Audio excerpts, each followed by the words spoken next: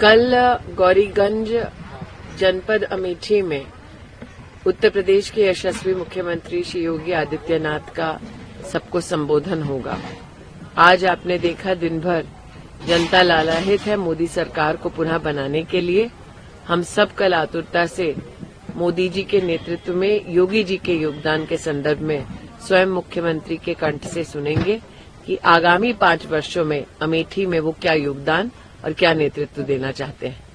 Ma'am, Arvind Kejriwal ने कहा है कि मेरा आकलन है कि 4 जून के बाद मोदी सरकार नहीं बन रही है। मेरा आकलन है कि उससे पहले अरविंद जी वापस जेल जा रहे हैं। मुझे लगता है कि जो शराब घोटाले के लिए बेल पर कुछ लम्हे लेकर जेल से बाहर आए, उन्हें ये चिंता करनी पड़ेगी कि आजीवन कारावास में उनकी स्थिति कैसी रहेगी। मैम, खड़गे जी ने बोला है कि कहा है कि मोदी हिंदू मुसलमान का जनता को बांट रहे हैं। प्रधानमंत्री हर बात पर धर्म के आधार पर अपने लिए देश को बांट रहे हैं। वह मुद्दों पर नहीं बल्कि मटन मछली मंगलसूत्र की बात कर रहे हैं। मोदी कहते हैं कि कांग्रेस 2 कमरा है तो 1 कमरा ले लेंगे, 2 भैंस है 1 ले लेंगे। जनता की कमाई की गिनती की बात कही कांग्रेस ने। जनता की विरासत का आधा हिस्सा लेने का मार्ग प्रशस्त किया कांग्रेस ने। राम मंदिर के निर्णय को पलटने की बात करती है कांग्रेस पार्टी। राम मंदिर के शुद्धिकरण का अहंकार जताती है कांग्रेस पार्टी।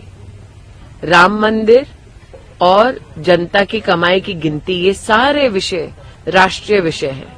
इन पर टिप्पणी करने का अधिकार न सिर्फ नरेंद्र मोदी को है बल्कि हर जागरूक नागरिक को है। तो अगर मल्लिकार्जुन खड़गे जी को लगता है कि देश की राजनीति में जागरूक नेता और जागरूक वोटर रुचि न लें, तो शायद उन्हें ये खुशफहमी है कि सब ही राहुल गांधी जैसे विचार रखते हैं। मैम, केजरीवाल ने एक और बात कही कि मुझे तिहाड़ जेल में मेरी भाजपा ने दवा बंद करवा दी। मैं इतनी कहूंगी कि कानून जो उनकी दवा करने वाली है परमानेंट, वो उससे भयभीत है, इसलिए इस प्रकार के वो वक्तव्य दे रहे हैं।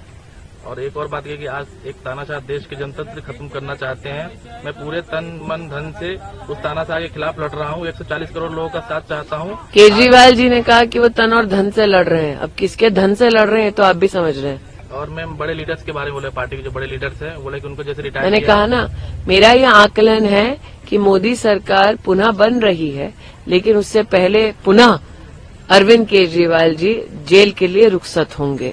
तो उन्हें ये चिंता करनी चाहिए कि जब वो जीवन भर कारावास में रहेंगे तब अपने दिन जेल में कैसे बिताएंगे। मैम, राहुल गांधी ने पूर्व जजों को लेटर दिया जवाब, कहा अगर पीएम मोदी सहमत हो तो सार्वजनिक डिबेट तैयार।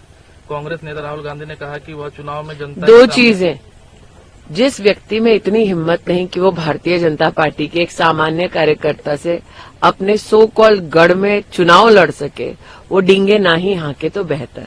लेकिन प्रधानमंत्री मोदी के साथ समतल एक समकक्ष बात करने वाले व्यक्ति से मैं पूछना चाहती हूँ, क्या वो इंडी गठबंधन के प्रधानमंत्री के उम्मीदवार हैं?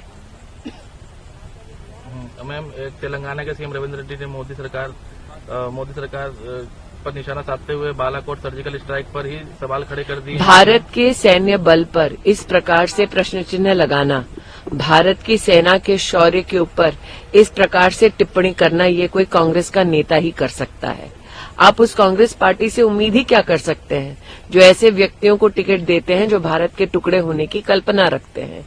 उनसे भारत की वैभव गाथा सुनने की अपेक्षा मत रखिए। और एक और बात कही उन्होंने कि 2 महीने पीएम बनते ही 2 महीने के बाद योगी को हटा दिया जाएगा, जैसे बड़े बड़े नेताओं को साइड कर दिया। मुझे लगता है कि तेलंगाना चीफ मिनिस्टर को अपनी कुर्सी की चिंता करनी चाहिए। वो अब तक मात्र गांधी खानदान के एटीएम है। बहुत जल्द गांधी खानदान नए एटीएम का निर्माण तेलंगाना में करेगी, ये वो भी जानते हैं। मैम, केजरीवाल ने भी यही बोला है कि योगी सरकार को 2 मैं पुनः कहती हूँ, केजरीवाल साहब को जगत की चिंता छोड़कर ये चिंता करनी चाहिए कि पुनः जब जेल जाएंगे तो हिरासत में अपने दिन कैसे काटेंगे।